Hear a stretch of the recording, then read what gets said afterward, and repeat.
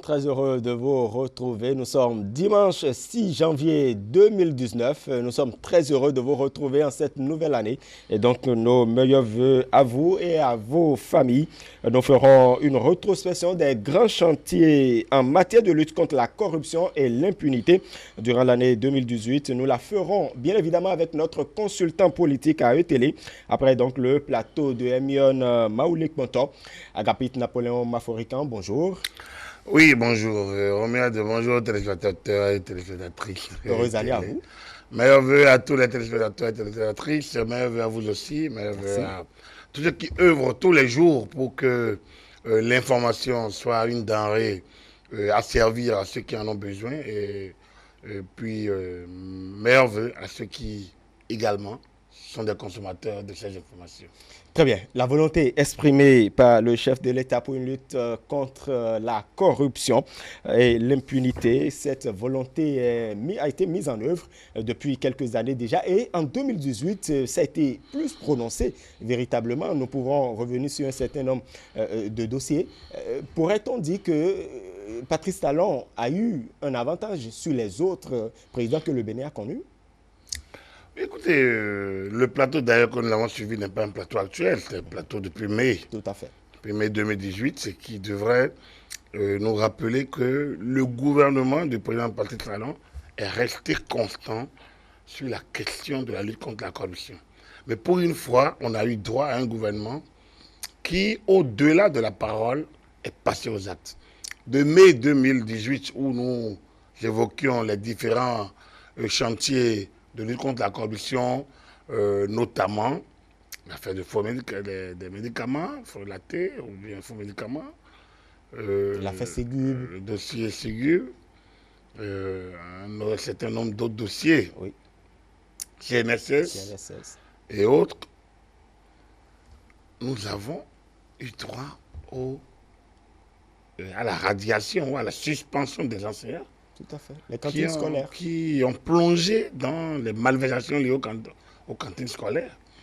On a eu droit à des dossiers transmis à la justice parce que des gens ont confondu leurs intérêts privés avec des intérêts communs. Mais on a surtout eu droit, depuis quelques jours, quelques semaines, au procès ici ces services Tout à fait. qui, au-delà de l'envergure, au-delà du fait qu'il faille faire justice à ceux qui, peut-être naïvement, ou pas du gain facile, ont pu déposer leurs sous. Mais ce procès, c'est l'image de la de l'État défaillant, de l'État perdu, de l'État pagaille. Donc, au-delà de ce que le commun des Béninois, est-ce qu'on va nous payer? Est-ce que les déposants auront leurs sous? Ça, c'est ce que le Béninois commun attend. Mais la déliquescence d'un État moderne, l'État garant, l'État régulateur, quand il disparaît au profit de l'État affairiste, il y a question de savoir où est la boussole. Et grâce à ce procès, rondement mené, majestueusement, à la tête de la maestria, par le président du tribunal, le président Cyril Dossa, son procureur spécial, les avocats des différents partis et les différents personnages qui défilent.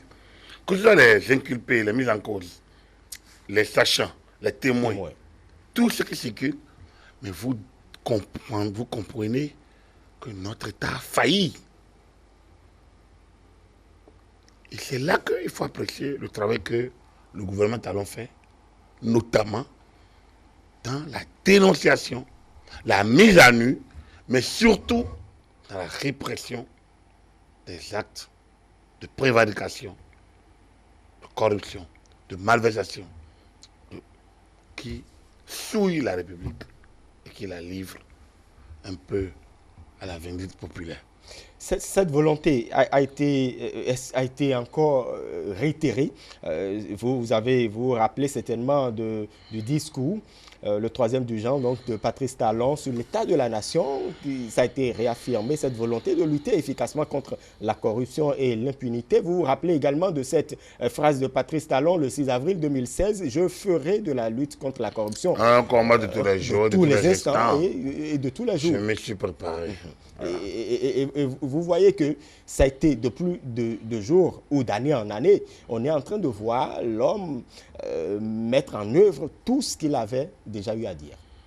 Oui, mais c'est ce qui caractérise cette ère talent de la gouvernance. Vous savez, sur les réseaux sociaux, les gens écrivent n'importe quoi. Bon, on peut dire que c'est peut-être leur niveau de compréhension de ce que fait le président Talon. Je ne suis pas de ceux qui ont fait campagne pour Talon. Je ne suis pas de ceux qui ont chanté les louanges du président Talon. Mais aujourd'hui, par rapport à ce que moi j'ai pu soutenir et exprimer en termes de vision ou de valeur, le président Talon est aujourd'hui l'expression la plus naturelle d'une gestion plus cohérente, d'une lutte sans merci, sans calcul et sans partialité contre les actes de prévarication, de malversation, la gestion confondue avec les intérêts particuliers. Nous sommes dans un état. Le président Talon est un homme accompli. Il a déjà accompli son destin. On peut le dire quand on a 60 ans. Il est à l'abri du besoin usuel. Pourtant, il prend des risques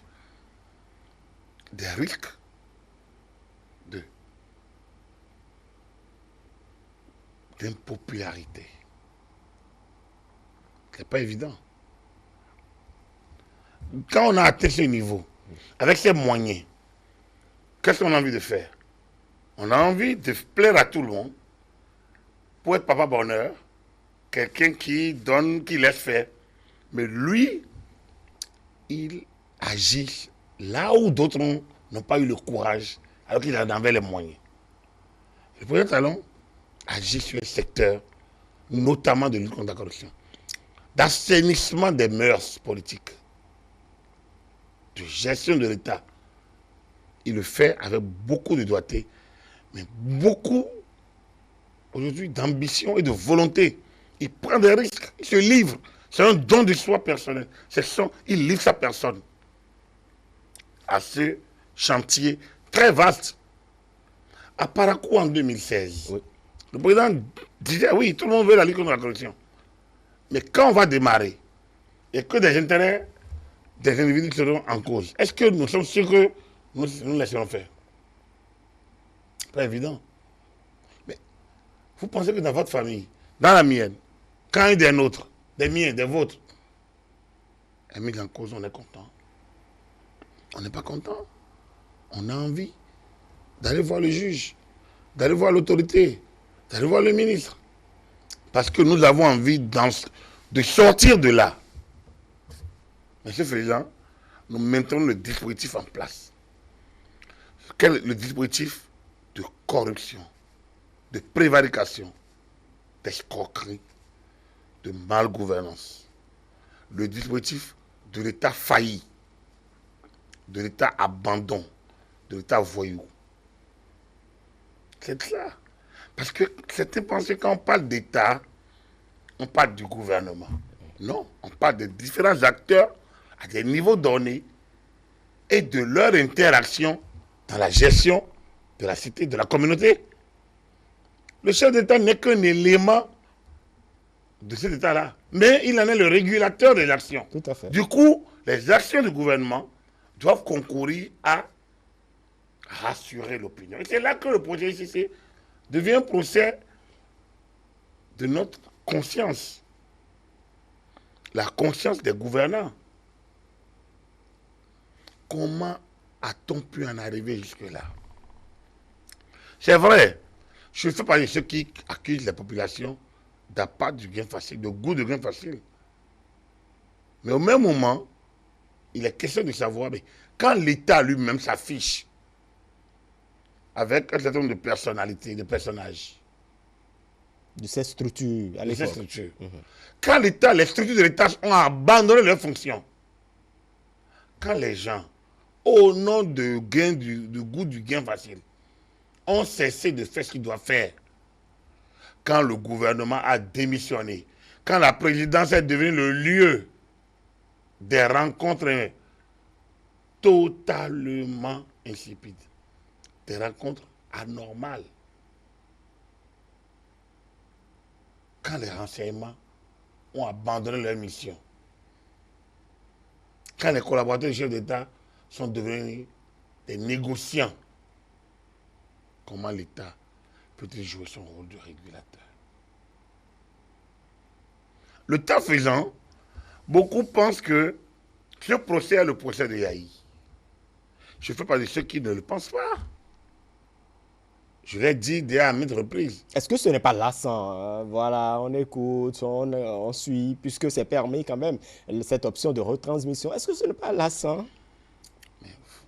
Oui, c'est lassant pour ceux qui n'ont rien à attendre. Mais pour nous, peut-être qui avons écouté une version, qui avons cru au sérieux du gouvernement, de mettre de l'ordre, qui avons cru à la version du gouvernement. Mais nous écoutons des choses ahurissantes. Quand un ministre fait exfiltrer un détenu pour l'écouter chez lui, c'est quand même pas normal. C'est une infraction. Mais nous sommes au moment des dépositions. On pourrait pas Mais dire le que ministre c'est a vrai. reconnu avoir fait ça. Il s'est expliqué. En sachant. Moi, je ne suis pas à la cour, la criette. Il y a un président et un procureur spécial. Il y a les avocats des différents partis. Mais quand le ministre lui-même reconnaît, oui, il a donné des raisons. Mais est-ce que c'est normal? Est-ce que celui qui tue, parce que la cible a fait irruption au dernier moment, n'est pas fautif? Est-ce qu'il a voulu tuer? C'est non. On appelle ça homicide involontaire. Quoi qu'involontaire, c'est sanctionné par la loi. Vous pensez qu'une infraction, même involontaire, n'est pas une infraction? Il y a l'élément matériel, il y a les éléments constitutifs d'une infraction. Et quand ces éléments sont réunis, le reste est clair. Dans le cas d'espèce, et moi je ne suis pas encore le juge, je ne suis pas la criette, donc je ne condamne personne, je ne citerai même aucun nom. Ce n'est pas mon rôle. Mais dans le cas d'espèce, on a écouté des choses. On a compris que la République était totalement défaillante. Mais qui était le chef de la République? On a confié la République à une personnalité. Quand vous croyez en la République, en son chef, et qu'elle faillit, il y a quelque part une faute de quelqu'un. Mais qui est fautif? Attendons la fin du procès. Et donc, c'est ce qu'on attend. L'attente, c'est de montrer un peu la responsabilité, à part, bien évidemment, la mise en cause. Non, moi, je ne connais pas. Moi, je ne suis pas la criette. Oui. Je ne peux pas parler au nom de la criette, de la cour. Mais vous avez votre avis en tant que consultant. J'ai mon avis en tant que citoyen d'abord, mais en tant que consultant en plus, parce que quand un consultant intervient, il donne ses avis. Tout à fait. C'est d'abord ses avis à lui. Il y a 1001 consultants. Hein. Mais la force de la consultation, quand vous dites que vous êtes expert sur la question de la gouvernance, il n'y a pas un diplôme de vous faire expert. C'est la pratique. Et vous avez vécu des choses. Et ça, je quand peux vous êtes expert, c'est la pratique. Tout à fait. Vous dites, si quelqu'un croit le contraire, vous lui donnez un rendez-vous. Il n'a qu'à venir dire. Et nous dirons. Dans le cas d'espèce, moi je ne suis pas la cour. Mais l'État a failli. La République a failli. On a laissé les populations en rade. 94 000 personnes. On les a livrées et on a rassuré les mises en cause. On lui a déblayé le terrain. On lui a déroulé le tapis rouge. On peut les condamner, eux. Mais les condamner seuls, ce ne sera pas normal. C'est trop facile. C'est la situation de la facilité. De penser que c'est le seul coupable. Ils le sont sans doute. Le tribunal avisera. Mais c'est le seul coupable. Si le gardien n'est pas complice, le voleur peut-il entrer dans la maison sans effraction? Ce qui s'est passé dans le cas du dossier ici, c'est que le voleur est entré dans la maison sans effraction. Et l'effraction étant une force agissante qui dépasse les dispositifs mis en place, soit le gardiennage, soit les barreaux et autres. Le gardien en question ici, c'est l'État régulateur. Il a tout abandonné. Les structures de contrôle n'ont pas évoqué. De surveillance n'ont pas fonctionné. Ministre, on ne sait rien. Cadre technique, on a fait notre travail. Renseignement, on a informé. DGPN, on a donné les informations nécessaires. Ministre, c'est le patron, le chef de l'État. Chef de l'État, couvert. Alors, ça reste quoi? On peut espérer le chef de l'État. Alors, parce que comme nous sommes à la 3e semaine, c'est vrai qu'on avait prévu, ou du moins il était prévu 2 semaines, nous avançons tout de même, donc nous écouterons peut-être pas à la fin l'ancien président de la République, c'est possible. Nous venons de finir la 3e semaine. Oui. Le président a annoncé, bien au contraire, ça circule sur les réseaux sociaux. Il n'a aucune envie. Moi j'ai dit que si les gens l'aiment, ils devraient lui demander d'aller dire sa part. Au moins dans 20 ans, dans 30 ans, on gardera qu'il est passé, dire sa part de vérité. Ça peut aider la justice. Ceux qui pensent qu'ils contre Yahi, ils se trompent. Mais c'est Yahi lui-même qui doit leur dire qu'il se trompe. Mais si Yahi lui-même pas des jeux politiques qu'il a dénoncés quand il était là, il se laisse aller, on montre simplement qu'il n'y a plus d'idéaux. Le président, nous on l'a cru. Nous pensions qu'il était porteur de valeurs. Des valeurs. Valeurs éthiques, valeurs morales, valeurs spirituelles.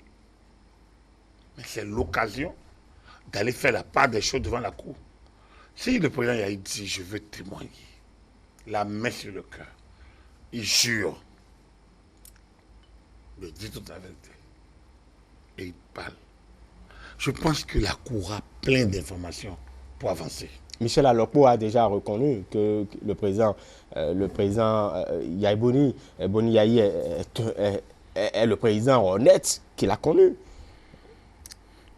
Vous savez, le président Kérékou disait à la conférence nationale, même si on écrivait la nouvelle constitution avec le sang de chacun de nous, il le disait en 90. Il se trouvait toujours un pour trahir. Et dans la Sainte Bible, le Simon Pierre a juré 3 fois. Il faisait partie des disciples de Jésus. Il a juré qu'il ne trahirait jamais. Et il a trahi 3 fois avant la tombée du jour. Michel Alokpo est qui? C'est un homme du système Yahi. Donc, son jugement ne vaut pas décision de justice. Alors, il a dit ce qu'il a dit. Il s'est proposé pour aller dire. Mais pourquoi lui va parler au nom? Il est porte-parole. Michel Alokpo, on le connaît. Nous nous connaissons. Est-ce qu'il est porte-parole, Michel Alokpo? C'est ce que la Cour a dû lui demander. S'il était porte-parole ou s'il était chargé de mission du président Yahi. Il était chargé de mission du ministre Aman Non, Seseke. est-ce qu'il est venu à la Cour en qualité de chargé de mission? Parce que le président Yahi vit. Il fait même des tours, il fait des rondes. Et il pourrait faire une ronde à Porte-Novo. Surtout, il y a le festival des matchs qui a commencé. Le festival international de Porte-Novo qui a démarré aujourd'hui, ce dimanche. Non, c'est démarré depuis le samedi, oui. Depuis hier, samedi 5. Mais donc, ça continue. Ce dimanche d'Épiphanie, sur quelques jours encore. Mais le président peut venir visiter cette ville qu'il aime bien et dont il tire Enfin, avec qui il est quand même lié d'une certaine manière. Votre appel certainement sera entendu. Non, il serait intéressant, pour être plus sérieux, oui, que le président Naï fit une apparition, se livra, se rende disponible. Parce que le passage de Michel Lokbo n'a pas été... En tout cas, en termes d'information, ça n'a fait avancer. En tout cas, moi, ça ne m'a pas fait avancer dans le dossier. Très bien. De toute façon, le procès ICC Service est l'une de l'expression, ou du moins l'expression de cette volonté affichée du gouvernement de rendre plus efficace la lutte contre la corruption. Et le terreau qui fertilise un peu la corruption, c'est bien l'impunité. Vous avez constaté que durant l'année 2018 également, plus rien n'est laissé. On punit automatiquement aussi, puisque les juridictions, il y a des cadres pour ça. Et on pourrait également dire, vous avez, quand vous suivez Wilfried Adon, Wilfried Hervé Adon, il disait par exemple que la lutte contre la corruption, c'est un système et il faut un anti-système pour pouvoir lui faire face. Il a tout dit. Wilfried Adon et François Oudot ont publié une rubrique...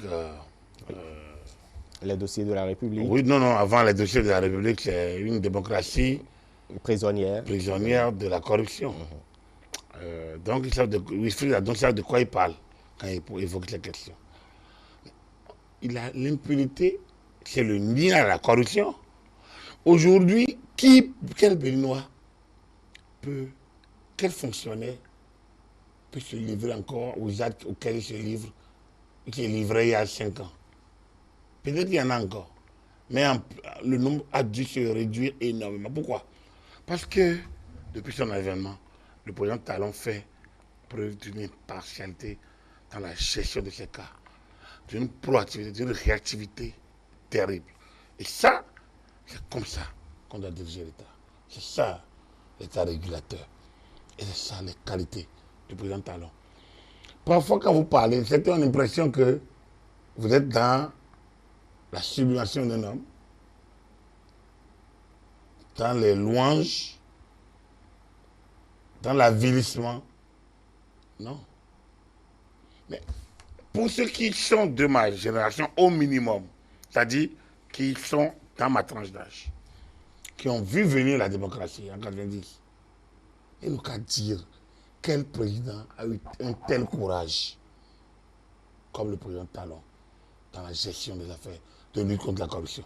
Ce qui est bizarre, c'est que les grandes gueules qui attaquaient l'impunité, qui estimaient que l'État voyou, on doit sanctionner, les mêmes, au minimum, se taisent, et il y en a de téméraires qui l'ouvrent en dénonçant la chasse à l'homme. Mais ça pose un problème. Mais ils veulent quoi? Ils ont dénoncé des systèmes où on ne peut rien faire. L'immobilisme. Et aujourd'hui, ils dénoncent l'activité. Ils veulent quoi? Ils estiment qu'il y a une sélectivité. Le président Talon a répondu à cette question lors de son intervention le 1er août. Il dit, ce n'est pas le cas. Mais même si je l'étais, il y aura un autre gouvernement, un autre système va se mettre en place. C'est-à-dire que nous qui sommes là aujourd'hui, on est sûr que demain, on répondra de nos actes. On doit faire attention. Mais qui gagne quand une telle situation se met en place?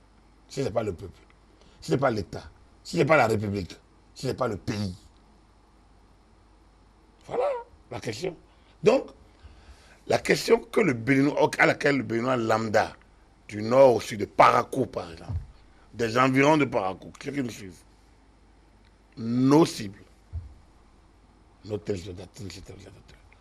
La question, c'est de savoir qu'est-ce que nous voulons faire de la République. Il y en a qui disent, mais on ne trouve pas à manger, le palais de la République, le panier de la ménagère est vide. Mais pour que le panier de la ménagère se maintienne en place, il faut des ressources.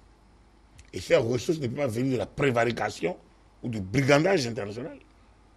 C'est venir du travail. Des milliards détournés, ce sont des classes de salles de classe qui... Salles de classe, oui. De cantines scolaires, de pistes aménagées, de routes construites, d'immeubles bâtis. Ce sont autant d'infrastructures. Qu'on pouvait construire. Curieusement, les citoyens ont l'impression que quand on poursuit ces gens-là, les citoyens se disent, ah non, c'est chasse à l'homme. Mais c'est quand même bizarre.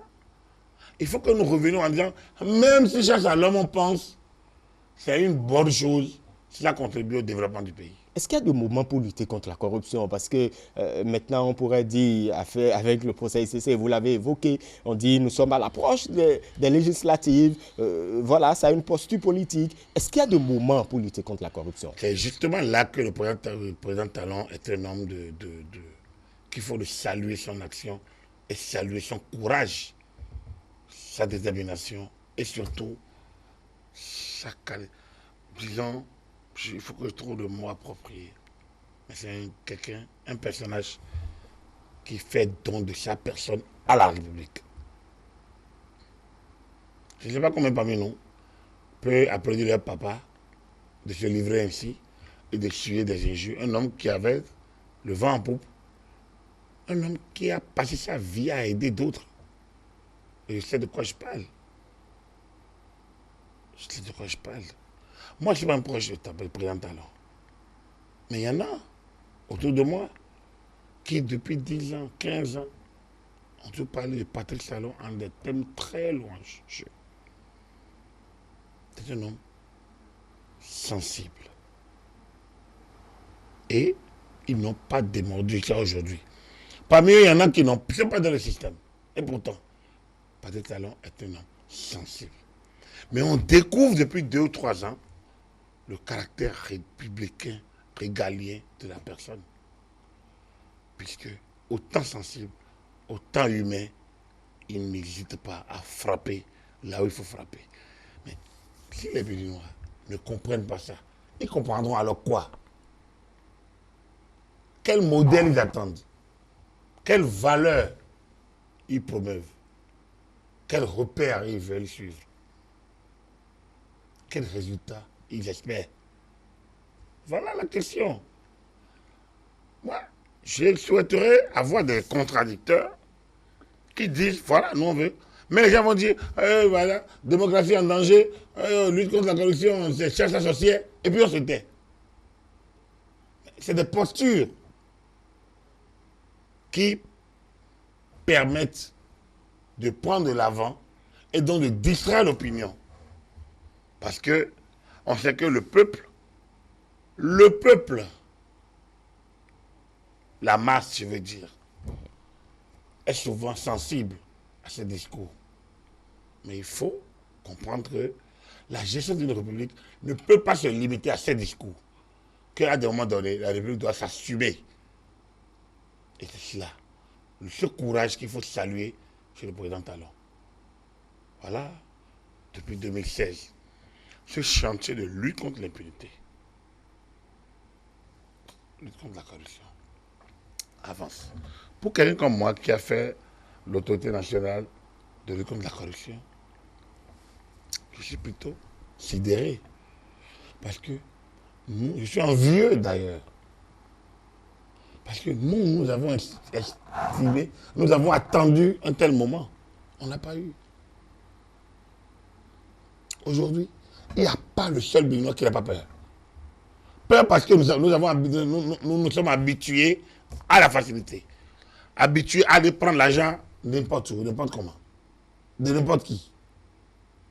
Aujourd'hui, tout Béninois a peur. Parce que quand vous êtes habitué à le faire, vous devez être appelé un jour à répondre. Et je vous donnerai, avant que vous ne continuiez, une illustration. Un Indo-Pakistanais qui a été condamné parce qu'il tentait justement de corrompre un policier dans le cadre de... Ça s'est passé au Bénin. Et donc... Absolument. Donc c'est pour dire que les choses ont évolué. Les choses changent. Elles ne changeront pas brusquement. Mais le président Talon, je pense qu'il reste quelques Béninois qui sont soucieux du développement du pays. Soucieux que nous laissions quelques repères à la génération qui doit venir. S'il existe encore quelques Béninois qui croient en la nouvelle génération, ce qu'on appelle le développement durable. S'il y en a qui pense donc à cette durabilité de notre développement, je pense qu'on doit applaudir le président Talon. Parce qu'il pose des actes, des jalons, pas pour aujourd'hui. Aujourd'hui, lui, il est là. Il aurait pu mettre fin à toute la situation sans action. Mais les textes qui sont pris par le Parlement le sont dans le cadre de moderniser nos pratiques, nos mentalités, nos activités, notre milieu, notre environnement. Donc, ça, c'est le souci de nous amener aujourd'hui à penser déjà au Bénin de demain. Et puisque vous parlez du Parlement, justement, en 2018, on a eu ou du moins, on pourrait le dire, cette posture nouvelle, le Parlement qui a voté la levée d'immunité d'un certain nombre de députés pour répondre devant la justice. Au fait, ce n'est pas une nouvelle. En 2012-2013, il y a déjà eu ça. Il y a eu des dossiers de levée d'immunité. La question n'est pas qu'on lève. La question, c'est qu'on aille au bout d'un processus. Et au moins sur ce chantier, sur le président Yahi, certains ministres ont vu leur immunité levée. Après l'enquête, certains n'ont pu être poursuivis. D'ailleurs, il n'y en a même pas un seul qui a été poursuivi encore. Donc, on attend peut-être que des rapports qui viendront au Parlement sur ça. Donc, c'est la même chose pour les nouveaux, ceux dont soit les immunités ont été levées, oui, soit les enquêtes ont été autorisées. Ceux qui bénéficient d'exception de juridiction, qui doivent être jugés par la haute cour de justice. Oui, oui, tout à fait. Au moins, il a été levé il a été autorisé leur poursuite. Le Parlement a permis qu'on aille au moins à la poursuite, ce qui permet de les écouter. Je pense que je n'ai pas le texte de la haute cour de justice sur la main, oui, mais il y a deux parties. La première partie permet une enquête. Oui. Bon, je ne sais pas si c'est la poursuite ou c'est. Mais la deuxième partie permet la poursuite donc, et le jugement. Ou non. Par exemple, le cas du ministre Adiou. Le ministre Adiou, en 2006, a été emprisonné dans le cadre de la gestion des fonds de la LEPI. Et puis après, donc, le Parlement a autorisé sa poursuite. Et puis après, le même Parlement a reconnu après, dans la deuxième partie, que les faits qui sont reprochés ne sont pas vérifiés au regard de l'enquête qui a été faite. Et donc, le Parlement n'a pas donné suite à sa poursuite, l'a blanchi. Donc, quand je vois certains ministres courir, certaines anciennes autorités aller en Europe, passer de tribune en tribune pour dénoncer ce qu'ils ont même travaillé à mettre en place, pour livrer leur État à la raillerie internationale. Est-ce que c'est des patriotes? Vous parlez de raillerie, alors que pour eux, c'est que ils ne vont pas bénéficier d'une justice équitable lorsqu'ils seront dans le pays. Lorsqu'un ancien ministre dit qu'il ne croit pas à la justice de son pays, est-ce que vous croyez en lui? Est-ce que vous croyez à un ancien ministre de la Justice qui dit que lui ne croit pas à la justice de son pays? Ça veut dire qu'il n'est pas sérieux. Il a peut-être des indices qui le lui prouvent. Premier indice, on ne doit pas le prendre lui-même au sérieux. Ça veut dire que ce qu'il a été, mais il était ministre de la Justice. Et dans le cas de ce ministre, c'est lui qui a dit que le pouvoir est divin. Pour vous en rappeler. C'est quand même la moindre des choses. Ce monsieur ne peut pas aujourd'hui être pris au sérieux lorsqu'il met en doute la nature, la qualité de notre justice. Il n'est pas sérieux. Et on peut se prononcer sur la validité des actes qu'il a pris quand il était en fonction. Et donc, ça nous montre quoi?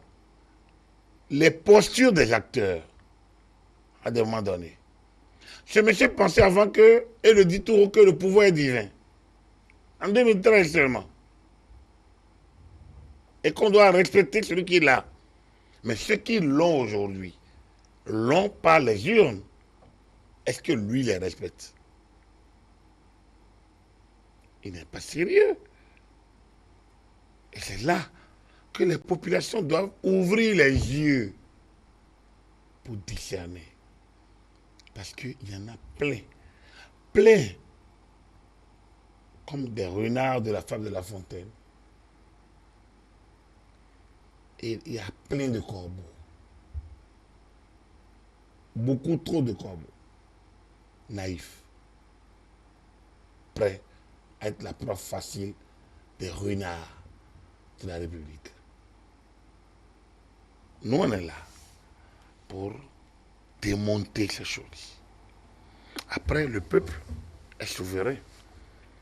Mais demain, nul ne dira qu'il ne l'a pas su. Parce que lorsqu'on a pris, on a suivi les étapes depuis 60. Lorsqu'on a suivi la conférence des forces vives de la nation de 90, lorsqu'on a été témoin de ce genre de choses, on ne peut pas dire aujourd'hui que mettre devant leur responsabilité un certain nombre de responsables, de personnes, c'est la chasse à l'homme. Donc, le président Talon, en 2016, depuis 2016, se livre et livre sa personne sans retenue à l'avènement d'une république moderne, une république qui protège effectivement les citoyens, pas la république bananière, celle qui se livre à tout venant et qui perd ses repères. Agapit Napoléon Maforika, outre le procès ICC Service, est-ce que d'autres dossiers ne devront pas faire objet également de procès? Non, il y a des procès qui sont en cours, il y a des dossiers qui sont en instruction, sans doute. Il y a et sans doute la CRIET a un certain nombre de dossiers qui vont. De toute façon, n'étant pas réellement dans le secret des dieux, oui, mais je sais qu'il y a des dossiers qui sont restés, qui sont encore sans suite. Par exemple, le dossier de la Ségube. Il faut bien savoir ce qu'il en est. Et à la limite, livrer. En tout cas, qu'il faut que le dossier livre son verdict. Parce que je sais qu'il y a des gardes à vue. Non, il y a des détentions préventives. Oui. Alors que dans le cas de faux médicaments, on bénéficiait de la grâce présidentielle. C'est peut-être mieux que ce dossier livre son secret pour qu'on sache effectivement ceux qui sont coupables de ci ou de ça et qu'on libère d'autres personnes peut-être qui n'ont rien à y voir. Il y a... D'aucuns pensent que d'autres scandales comme les machines agricoles, comme PPA2 devraient être portés devant la CRIET par exemple. Non, le dossier PPA2 a fait l'objet d'un non-lieu. A fait l'objet d'un non-lieu. Bon, maintenant, est-ce qu'il faut ouvrir une autre opération au niveau de la CRIET? Le président, le parquet spécial avisera, le progrès spécial du parquet, il avisera, les gens sont libres de le saisir par rapport à ce dossier-là. Sinon, le parquet normal, le parquet de Cotonou, avait déjà fait un non-lieu sur ce petit dossier. Par contre, par rapport à la machine agricole, il appartient au parquet spécial également d'aviser. Je pense que ce qui est important, c'est que nous soyons fiers des actions de lutte contre la corruption d'aujourd'hui. Parce qu'au moins, ça permet au moins à certains de dire ce qui doit y aller, ce qui doit pas y aller. Donc, ça donne raison au président Talon qui dit que même les acteurs d'aujourd'hui, demain, seront face à leur responsabilité. Ce qui les oblige à faire beaucoup attention dans la gestion des... Donc, je pense que nous sommes en phase par rapport à ce dossier. Ceux qui contestaient, par exemple, la mise en place de la CRIET, est-ce qu'ils trouvent aujourd'hui qu'ils sont bien fondés? Je pense que beaucoup il y avait plus de peur que de mal. La Cour de répression des infractions économiques et de terrorisme, donc la CRIET, contrairement à ce que beaucoup ont tenté de faire comprendre, n'est pas une cour d'exception. C'est une cour spéciale, comme la Cour à haute de justice, par exemple. Mais c'est une cour spécialisée dans les questions d'infraction économique et de terrorisme. On a des cellules sur le bâtiment.